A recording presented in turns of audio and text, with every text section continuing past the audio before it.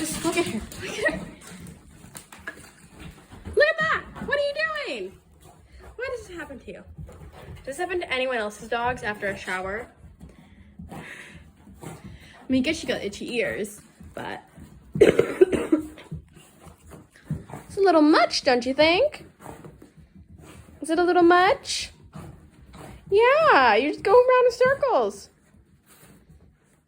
Anyone have any idea why she does this aside from having water in her ears and wanting to dry off?